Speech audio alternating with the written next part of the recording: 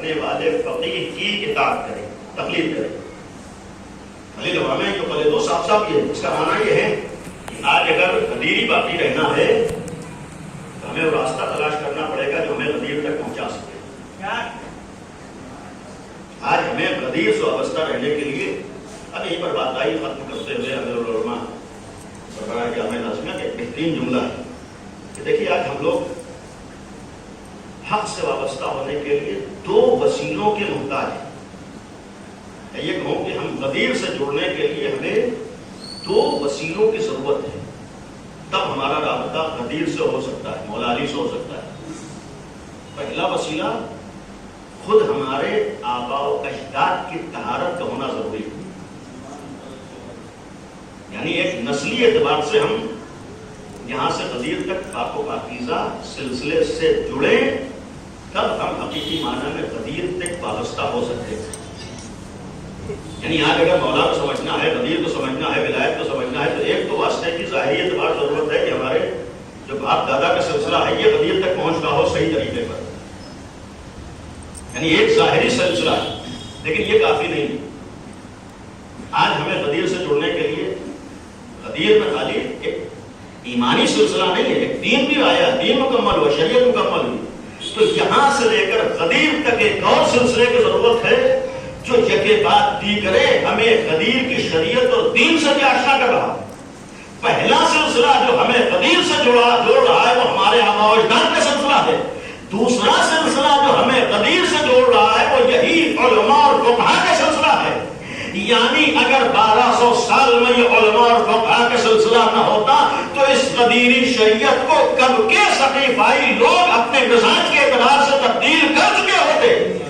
آج اگر 1400 سال کے بعد آپ بڑی جرت سے جملہ کہتے ہیں کہ ہمارے پاس وہی شریعت ہے جو غدیر میں مکمل ہوئی تھی، ہم یہ اسی وقت کہہ سکتے ہیں جب 1200 سال میں ایسے علماء کی عظمت کے قائل ہوں جنہوں نے خون پسینہ ایک کر کے غدیر کی شریعت کو بچایا ہے۔ یعنی اگر انہوں نے خون پسینہ ایک کر کے نہ بچایا ہوتا جس طریقے سے اہل بیت نے قربانیاں دے کر دین خدا کو بچایا ہے، ایسے ہی شریعت اہل بیت کو علماء نے قربانیاں دے کر بچایا ہے۔ زیادہ علماء کی ہم عظمتوں سے انکار کر کے مولائی بن جا نہیں ہو سکتا ہے، غدیری بن جا نہیں ہو سکتا ہے۔ زیادہ اس سلسلے میں آخری بات کہیں اور بھی عرض کی تھی کہ آج ہمارا یہ بھی فریضہ ہے غدیر سے وابستہ ہوں بلا تشریح اللہ والا بننے کے لیے پہلے علی والا بنے،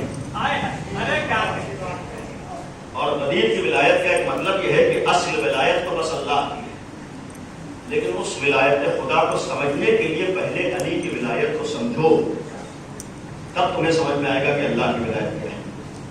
یعنی امام علی کو چھوڑ کر تم اللہ کو نہیں پہچان سکتے ہو، امام علی کو چھوڑ کر تم اللہ تک نہیں پہنچ سکتے ہو، امام علی کے بغیر تم اللہ کی معرفت نہیں حاصل کرتے۔ علی ابن ابی طالب ذریعہ، اگر اللہ تک پہنچنے کا ذریعہ اگر مومنین ہے، اہل بیت ہے، تو بلا تشبیہ عرض کر رہا ہوں کہ غیبت کے زمانے میں ہمیں اہل بیت سے جوڑنے والے کہ ہمارے علماء اور فقہاء مراجع ہیں، ہم ان کی عظمت کا انکار کر کے غدیر سے وابستہ ہو جائیں، اہل بیت سے وابستہ ہو جائیں، نہیں ہو سکتا۔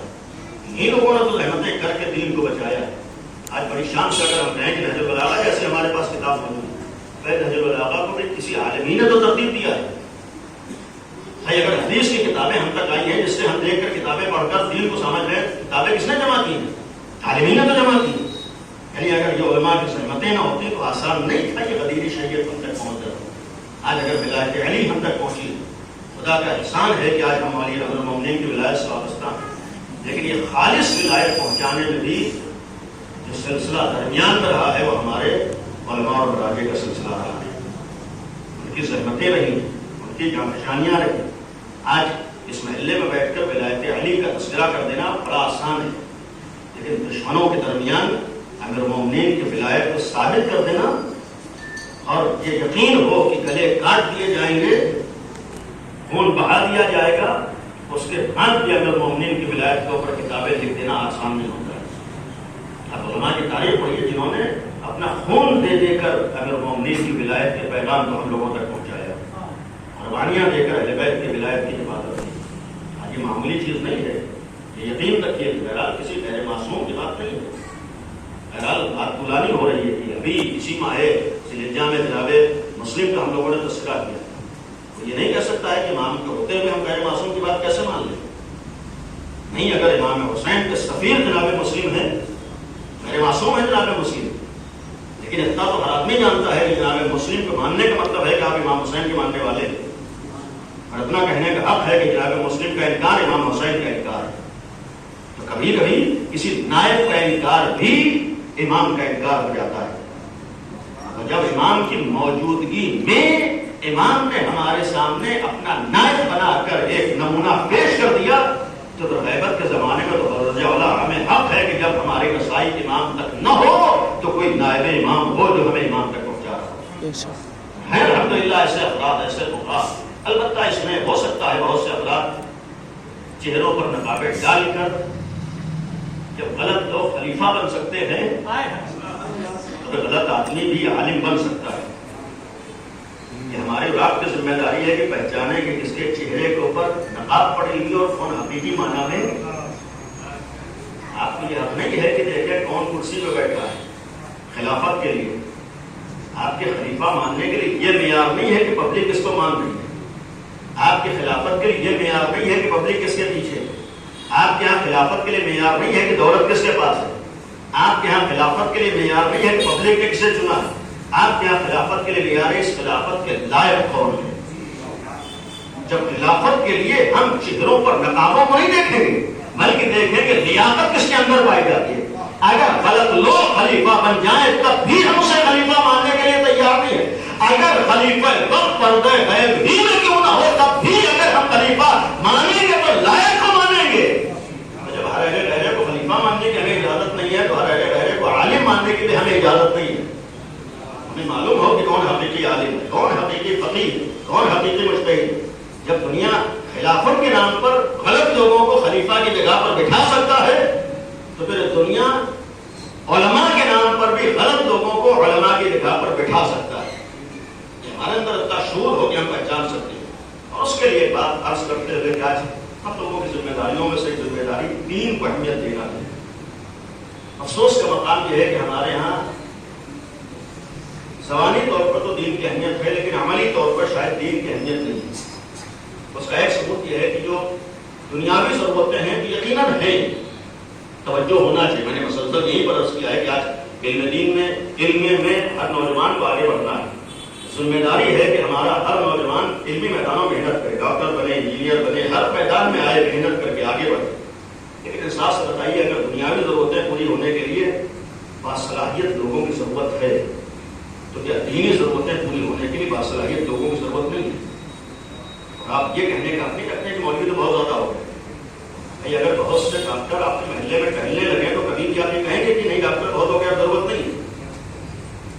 پھر اگر یہاں پر معاملہ یہ ہو کہ بہت سے جھولا چھاپ ڈاکٹر ہو جائیں تو کیا صحیح ڈاکٹروں کی ضرورت ختم ہو جاتی ہے؟ تو ڈاکٹر کی ضرورت پورا کرنے کے لیے ہم تعداد کو نہیں دیکھتے، ہم اہلیت کو دیکھتے۔ ہم یہی تو کہتے ہیں کون ڈاکٹر علاج کر سکتا ہے، کس کے اندر اتنی صلاحیت۔ تو پھر عالم دین کے لیے بھی ہم یہ دیکھیں کتنے یہاں پر تعداد موجود ہے، ہم یہ دیکھیں کون سماج کی ضرورتوں کو پورا کر سکتا ہے۔ اور اس کے لیے ختم کرتے ہوئے اتنا یقین ہے کہ اتنے بڑے محلے میں شہر کی بات نہیں کروں، اس محلے ہی میں کتنے ڈاکٹروں کی اچھی ضرورت ہوگی، اچھے ماہر کتنے ڈاکٹروں کی ضرورت ہوگی بل پر جو واقعی وہاں تک پہنچے جو یہاں کی ساری ضرورتوں کو پورا کر سکے۔ کم از کم 2 4 5 تو ہونے چاہیے۔ اگر بل پر 5 اچھے ڈاکٹروں کے اتنے بڑے محلے میں ضرورت ہے، یہ 5 ڈاکٹر کب بنیں گے؟ کیا 5 لوگ پڑھنے چلے جاؤ سارے وہاں تک پہنچ کے یہاں کی ضرورتوں کو پورا کر لیں گے؟ ہم تو یہاں یہ دیکھتے ہیں طریقہ یہی ہے کہ اگر 5 ڈاکٹر وہاں تک پہنچتے ہیں تو 500 اس فیلڈ میں آتے ہیں، جن میں سے 5 وہاں تک پہنچ پاتے ہیں کہ جو واقعی ضرورت کو پورا کر سکیں۔ سوال یہ ہے کہ جب 500 آ کر 5 نکلتے ہیں اور اس لائق ہوتے ہیں کہ ضرورت کو پورا کر سکیں تو کیا عالم دین کے لیے اور علم دین کی ضرورتوں کو پورا کرنے کے لیے کیا یہ کافی ہے کہ 100 لوگ عالم دین بننے کے لیے چلے گئے تو ضرورت پوری ہوگی؟ نہیں، اگر 500 ڈاکٹر بننے آتے ہیں جن میں سے 5 ہی ڈاکٹر بن پاتے ہیں تو یقین رکھیے جب آپ کے درمیان سے 500 لوگ علم دین حاصل کرنے کے لیے جائیں گے ان میں سے توقع رکھیے کہ 50 لوگ آپ کی ضرورت کو پورا کر سکتے ہیں۔